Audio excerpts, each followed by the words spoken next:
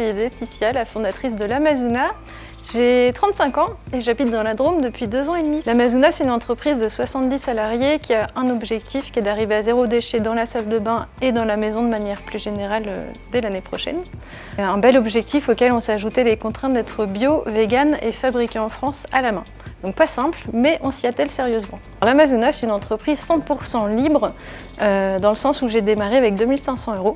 J'avais 500 € en poche et ma mère m'en a donné 2000 pour m'aider à débuter. J'ai pas fait d'emprunt à la banque, j'ai pas fait entrer d'investisseurs, donc je suis vraiment partie de ça pour grandir étape par étape. C'est pour ça que ça a été très long. Là, aujourd'hui, on a grandi très vite ces dernières années, mais pendant les 5 premières années, j'étais toute seule, il fallait être très patient. Mais ça fait qu'aujourd'hui, on est 100% libre et donc chaque décision peut être prise ultra rapidement, comme un déménagement, comme créer un écolieu et on verra bien ce qui arrive demain. Ce zéro déchet, il est parti d'une idée qui était des lingettes démaquillantes lavables et réutilisables.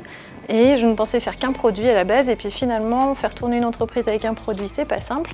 Donc j'ai pris la poubelle de ma salle de bain, j'ai vu ce qu'il y restait et j'ai cherché des alternatives pour chacun des produits. Les flacons de shampoing, vous savez, ces gros flacons en plastique qu'on jette toutes les 2 semaines en moyenne, on fait tout simplement des shampoings solides. Donc vous retirez l'eau du produit, ça vous donne comme un savon qui est compact mais avec une composition adaptée aux cheveux. Vous frottez sur les cheveux, ça mousse et vous lavez les cheveux normalement. Une fois qu'il est fini, plus aucune trace sur la planète. Et donc le même concept, on l'a décliné sur le déodorant solide, le dentifrice solide. Et on était les tout premiers à faire ça en 2014. En 2018, on est parti pour un grand voyage avec l'équipe. On était 14 à l'époque, à Paris. On avait déjà déménagé 3 fois de bureau en l'espace de 2 ans parce qu'on manquait de place. Et j'ai commencé à expliquer à l'équipe que j'avais une idée qui était de remplacer les tickets restaurants par un jardin en permaculture pour qu'on puisse se nourrir directement. Du coup, on a cherché une terre d'accueil, un lieu pour nous accueillir quelque part en France et le dévolu est tombé sur la Drôme pour notre plus grand bonheur. J'ai un ami qui a une entreprise dans le Diois qui m'a dit que c'était très beau par chez lui et qui m'a vraiment présenté la Drôme comme une terre d'accueil. L'équipe était très multiculturelle à l'époque, donc je voulais un territoire sur lequel on soit bien reçu quoi qu'il arrive. Et il avait entièrement raison. Et en plus, il fallait qu'on reste accessible depuis Paris, puisqu'on a une boutique dans le 10e arrondissement qu'on n'avait pas prévu de laisser. Et là, on est à côté de la gare Valence-TGV, donc effectivement, c'est très pratique. Ma signature de mail, c'est chef d'entreprise heureuse. Est-ce que l'entreprise est heureuse ou la chef est heureuse, ça je vous laisse juge, mais en tout cas on fait tout pour que chaque matin tout le monde ait le smile et le sourire. C'est tellement plus agréable de travailler avec des gens qui ont envie d'être là, travailler avec vous. Ça se traduit comment? On met le paquet sur la RH, on essaye tout un tas de choses. Ça ne veut pas dire que ça marche à chaque fois, mais on essaye. Aujourd'hui, l'Amazuna, c'est 70 personnes.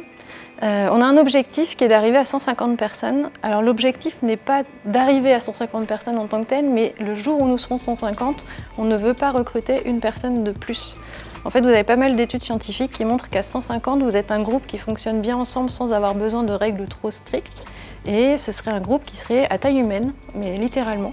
Et du coup, on va essayer ça. Donc ça va être un vrai challenge puisque une entreprise a besoin de croissance pour perdurer. Donc comment est-ce qu'on va réussir à générer de la croissance sans créer de plus en plus d'emplois? Ça, on verra. On pense y être dans 2-3 ans, donc on vous tiendra au courant.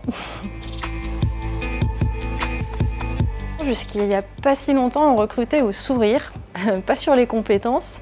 Et du coup, c'était vraiment des gens qui arrivaient en entretien avec un sourire jusqu'aux oreilles, avec une envie de faire, avec évidemment des connaissances sur le bio, le zéro déchet, sur nos modes de vie.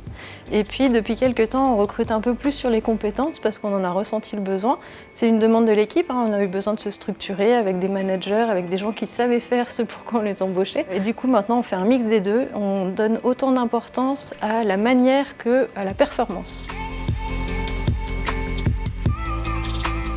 On a recréé un mini ESAT en interne pour l'équipe conditionnement.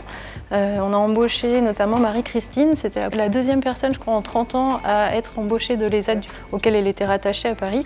Maintenant elle fait partie de l'équipe à part entière. On met un point d'honneur à prendre du temps avec des personnes qui en ont besoin au sein de l'équipe. La promesse en quittant Paris, c'était d'avoir notre jardin en permaculture. On a un terrain juste à côté de là où on est, sur Marche, qui nous a été proposé par la mairie pour pouvoir construire notre fameux écolieu. On a 1 hectare de réservé à la permaculture, mais on a 3 hectares de terres agricoles en tout. Et donc les 2 hectares restants, on va les consacrer à la culture du lavandin, parce qu'il y a une distillerie qui est ouverte juste à côté, qui va nous permettre de transformer ce lavandin en huile essentielle bio de lavandin et de la réutiliser dans nos produits, parce qu'on a des produits qui vont arriver, qui l'ont prévu dans leur composition, et ces 2 hectares devraient nous fournir pile poil de quoi nous aurons besoin pour une année de production. Le projet s'est étoffé depuis cette idée de jardin en permaculture. Il s'est étoffé par l'ajout d'un restaurant qui serait alimenté par la permaculture pour alimenter l'équipe.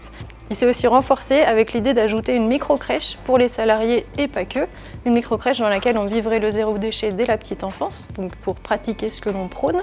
Et ce jardin en permaculture, l'idée est aussi arrivée de le faire labelliser jardin remarquable. Donc un jardin remarquable, c'est un jardin qui reçoit ce label de la part du gouvernement, soit pour des préservations de graines anciennes, d'espèces anciennes, ou parce qu'il est tellement joli qu'on lui décerne ce label. Donc nous, on va essayer de jouer sur le côté très joli, de manière à pouvoir accueillir le grand public pour le faire visiter. On a toujours ouvert les portes des bureaux et ça, on va pouvoir le faire encore plus sur ce futur écolieu.